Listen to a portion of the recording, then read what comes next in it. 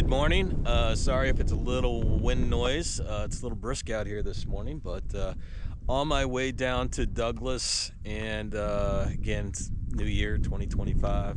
Woo. But I don't make resolutions, but I do try to do new things every year. And one of the things driving around Arizona that I want to try to do is when I see a historical marker sign or something like that, I'm gonna stop and take the extra 10 minutes just to see what the historical thing is that happened here. So I am here. I'm about 45-50 miles north of Douglas, Arizona on Highway 80. And this right behind me here is a monument to the surrender of Geronimo. And it said that it happened in Skeleton Canyon, which is an awesome name for a canyon. And it happened, let's see, I should have remembered this so I'm not burning time, but 1886 is when the military officials risked their lives to actually walk into Geronimo's camp. And 2 days later, Geronimo said, yes, we will surrender. So this monument itself was actually erected by the city of Douglas in 1934. So nearly 100 years ago, 90 years ago, they built this thing, and pretty amazing. I would imagine that the Skeleton Canyon is over here in this area. This range of mountains is really amazing. Do not shy on this area. I've been super impressed so far with my travels down here, and as MacArthur would say, I will return. So this monument here, it's 90 years old and signifies that Geronimo surrendered in this location. So pretty neat. So I didn't notice this at first, but some of these rocks that they put into this monument look like they are actually the grindstones that probably the tribe used, and part of the whole thing of the culture and the whatnot. So found that pretty interesting as I looked at it a little bit more. All right, don't pass up on these cool markers because you might learn something every once in a while. And that's why they spent time putting these up. All right, let's get back on the road.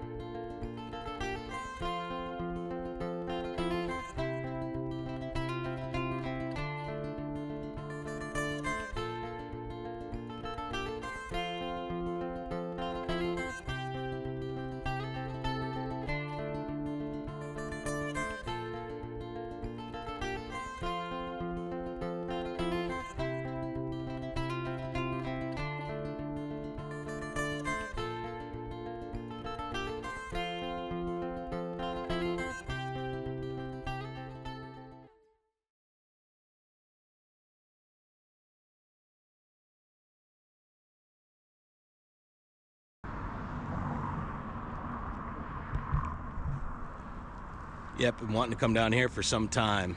Actually a long time, so now it's off the list. Cool little town, southeast corner of Arizona.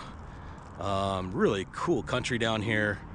There's some fun camping and stuff around here as well. So if you get a chance, get down here. Great place to fuel up. Friendly people. Spoke to a couple people out on the street. They're interested in the truck, so that was kind of cool. So off to the corner of the state. Let's see if we can do it. All right, guys, just pulled out of the city of Douglas. I'm on Guadalupe Canyon Road, and I got about maybe 20 miles till I get to Guadalupe Canyon Road. This is actually Geronimo Trail Road. So we're gonna get out there. I think there might be a Border Patrol station out here. I'll check in with them, see if it's cool with me driving down on the road. It's listed as a U.S. Border Patrol road, so I'm not 100% sure if it's going to be open to goofballs like me trying to get a little bucket list thing or not. So we will see. Enjoy the ride.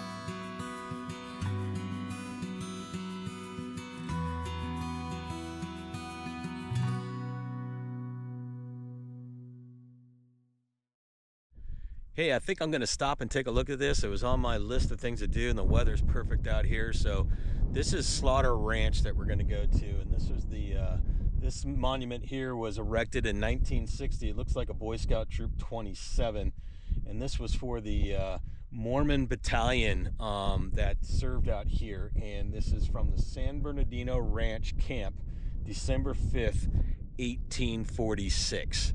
So, long time ago. But like I said, making a habit to stop and look at more of these and record them a little bit. So as you can take a peek, the sun is not working with me very well. I'm literally a couple hundred yards from the border, and I think when we go over here to the Slaughter Ranch, San Bernardino Ranch National Historic Landmark, we're going to be even closer. So let's just go take a peek real quick. It's a beautiful day. Shorts and t-shirts for the third day or fourth day of January. That's why I love Arizona. All right, let's get over there. Texas John Slaughter was a Civil War veteran, trail driver, cattleman, Texas Ranger, famed Cochise, Arizona County Sheriff, professional gambler, and an Arizona state representative during his lifetime.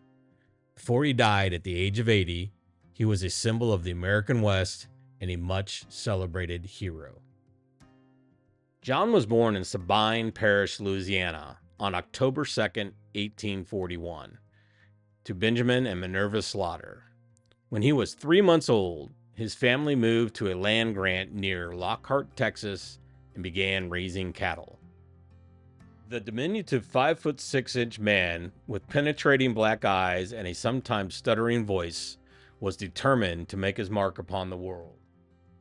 Slaughter's formal education was brief, but the boy was a quick learner and found other opportunities to increase his knowledge, such as learning how to speak Spanish and mastering cowboy skills from Mexican vaqueros. As a young man, he ranched with his father and brothers, and just before the Civil War began, he enlisted as a Texas Ranger with Captain John File Tom's company to fight the Comanche. When the war was over, he and his brothers established the San Antonio Ranch Company in Atascosa County, Texas, where they not only raised their own cattle, but they also transported herds to Mexico, California, Kansas, and New Mexico. On August 4th, 1871, he married Eliza Adeline Harris, and the two would eventually have 4 children, though only 2 would survive to adulthood. By the late 1870s, Slaughter felt that Texas had become too crowded, and he left his wife and children in Texas while he went to look for a new place to settle in New Mexico. He bought cattle, but didn't purchase any land in New Mexico. Leaving his cattle there, he began looking for land in southern Arizona. He soon sent for his wife and children, who joined him in Tucson. However, his wife died shortly afterwards of smallpox in 1877. They first settled south of Tombstone before Slaughter acquired the San Bernardino Ranch near Douglas in 1884. The ranch had been settled in the early 1800s by Ignacio Perez, who acquired the land as a Mexican land grant for a mere 90 pesos. Apaches drove the Perez family off the ranch, and it remained an Apache settlement until Texas John purchased the land from the Perez family. Slaughter built a large and sophisticated operation that employed 20 cowboys and 30 families working the farmlands. Always the peacekeeper with the Apache whenever possible, John allowed the Apache to slaughter his steer for food. In 1886, Slaughter was elected Cochise County Sheriff, tasked with ridding Tombstone and Galeyville of lawlessness. Working closely with Wells Fargo Express agent and former U.S. Deputy Marshal Jeff Milton, the two were deadly in tracking and capturing fugitives. During his first term, Slaughter also assisted the United States Cavalry against Geronimo's Apache. In the famous photograph of Geronimo surrendering, John can be seen sitting for the picture, as he served as an Army scout for General George Crook during the Geronimo campaign. Many years later, the Apache war chief said if he could do one thing, it would be go back to Arizona and kill Texas John Slaughter. So successful was John Slaughter in his role as sheriff that he was re-elected in 1888. The notorious Pancho Villa nicknamed John Slaughter the Wicked Little Gringo, after John became enraged over Villa's army stealing cattle and vegetables from the San Bernardino Ranch. Slaughter saddled up his horse, boldly rode alone into Villa's camp, and demanded restitution. It is said that when Slaughter returned home, his saddlebag was heavy with Villa's gold. John was in his 70s at this time. While the Wild West of the 1800s was no doubt a difficult and dangerous time and place to try to eke out an existence, men such as Texas John Slaughter paved the way. While this Western pioneer's methods may seem questionable by today's standards, John's life can be summed up in this quote by an unknown observer in Tombstone. His name was Slaughter, all right, but he wasn't in any way the sort of man we used to call a killer. He didn't like to shoot people. He did it simply because it was all in the day's work, was his duty, and was for a good purpose. In his later years, his health began to deteriorate as he suffered from eczema on his hands and feet and high blood pressure. He died in his sleep at Douglas, Arizona on February 16, 1922, after complaining of headaches the previous evening. He was buried at the Calvary Cemetery in Douglas, Arizona. Texas John Slaughter was 80 years old.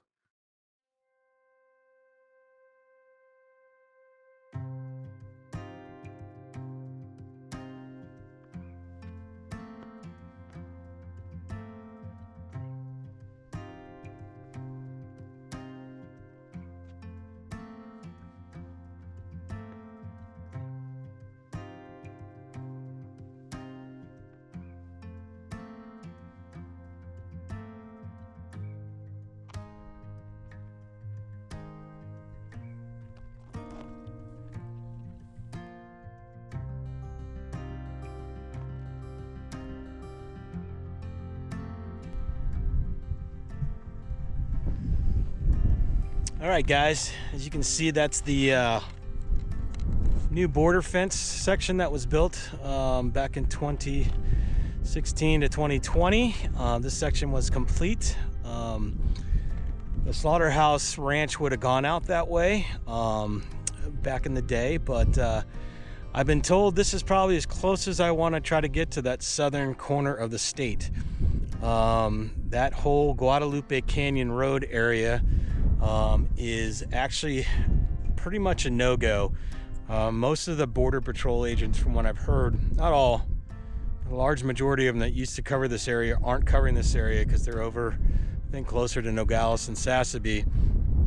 And now that area is a very, very, very hot spot for cartel running of drugs and other dangerous things. So I am not going to try to get down to that corner of the state because that is just crazy, and I'm not up for crazy today. So this is as far south, well, I guess I go a little farther. I could the fence and touch it, but and as far east that I'm going to get in my southern Arizona adventure. I'm going to probably it's 2 o'clock. I'm going to probably head back towards Douglas and then head north and maybe look at a couple routes up over through the hills there and down into maybe kind of where Sierra Vista is, or Bisbee, or one of those kind of places, and work my way over to my parents' house. So this is really cool. This is actually the site of a fort. I'll do some B-roll footage of this as well. You can see this fence line right here. This is what was called the south rim of the fort, and it was built for right when the Mexican-American kind of war was going on, so the early 1900s and everything. So I'll take some B-roll of this. This place was a really neat find. I would totally recommend coming down here and checking this out. So I'm gonna do some B-roll and then get back on the road.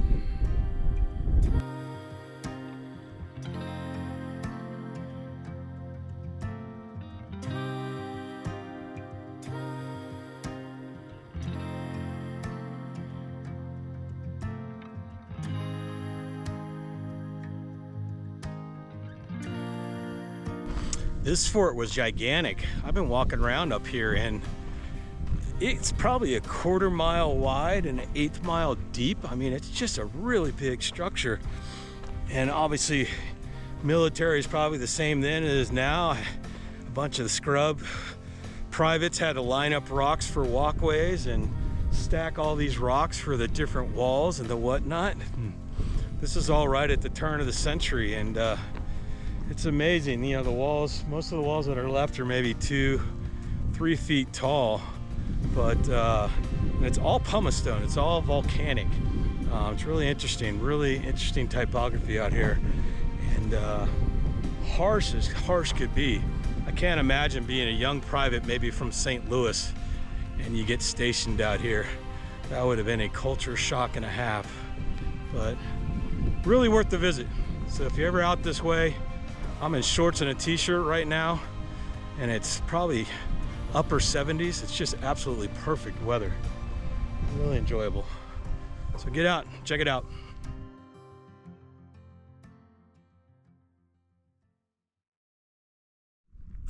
All right, guys, this was another little thing that I saw on Google Maps when I was kind of researching this route, and this is just too much fun.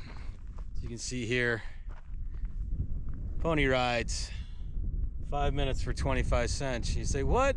Pony rides?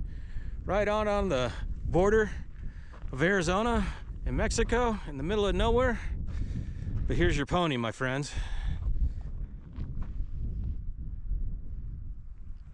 Now, I did hear that the springs, even though a couple of them look new here in the front, are only currently load rated for somebody weighing 170 pounds. So that means my fat butt will not be taking a pony ride because I'm well over 170, but every once in a while you're going down a dusty road along the border of Mexico and United States and you come across pony rides for a quarter. You gotta love it. USA, USA.